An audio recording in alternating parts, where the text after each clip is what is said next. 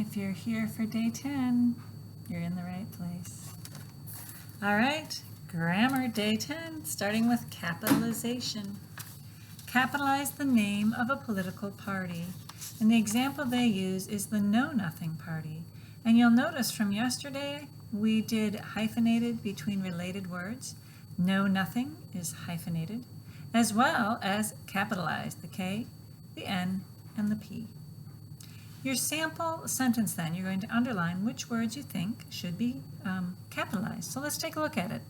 A political cartoonist, Thomas Nast, introduced the symbol of the elephant for the Republican Party and the donkey for the Democratic Party.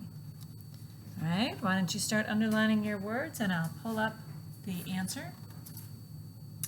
All right, is capitalized because it's the first word in the sentence. And Thomas Nast, the T and the N are capitalized. Introduce the symbol of the elephant for the Republican Party, R and P, and the donkey for the Democratic Party, D and P. Punctuation. Use a comma after a noun of direct address at the beginning of a sentence. Use a comma before and after the noun of direct address if it happens in the middle of the sentence. And if it occurs at the end of a sentence, place a comma before it. Basically what you're doing is wherever the noun of direct address is in the sentence, you're setting it off so that it's something that is noticed. All right, so they have for their examples, Hunter, comma, come here. And then come here, comma, Hunter, comma, to me. And then the last one is come here, comma, Hunter. All right, so you can see how the commas always set the noun of direct address off. It just depends on where it is in the sentence, how many commas, and where the commas go. So let's take a look at this next sentence. Sometimes when there's a noun of direct address and no punctuation, you have to read through it a couple times to figure out who is being spoken to. Dora, doesn't his dad play golf, tennis, and racquetball? Okay, so I think I might have read that with the wrong inflection. Dora, doesn't his dad play golf, tennis, and racquetball? The noun of direct address is Dora. Okay, so it's Dora, comma, you're speaking to her.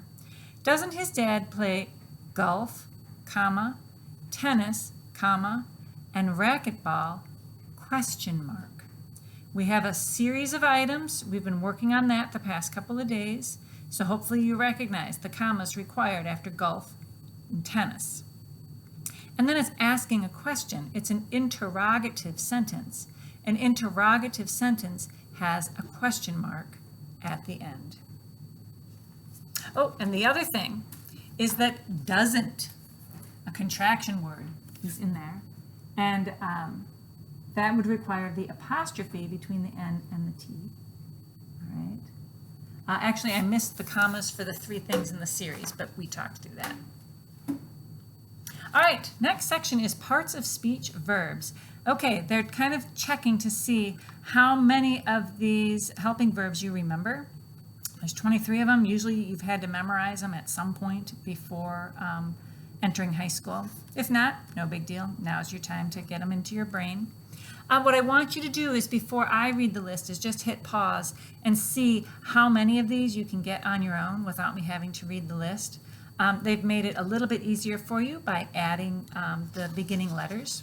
So what we have here, do, does, did, has, have, had, may, might, must, should, could, would,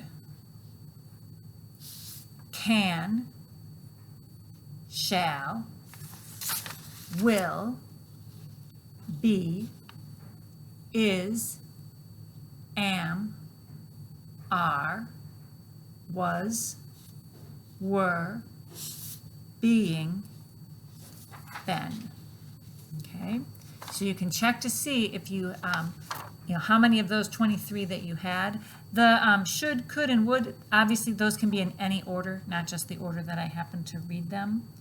I'm also going to give you a handout with the helping verbs that you can keep by you so that you can keep working on them if you didn't have them memorized. Okay, good job, good job. Parts of speech, interjections. An interjection is a word or phrase, two or more words lacking a subject and a verb, that show strong emotion. Ouch! I hurt my finger. So you're going to want to circle the interjection based on that. See if you can figure out which word is the interjection. Hurrah! I found the missing clue. Hurrah! This sentence is really easy. Hopefully you recognize that hurrah is the interjection.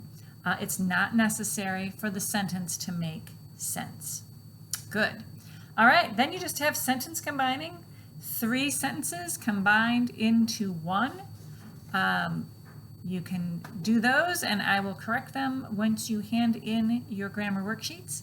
I'm sure that they will be interesting and well written. Good job today.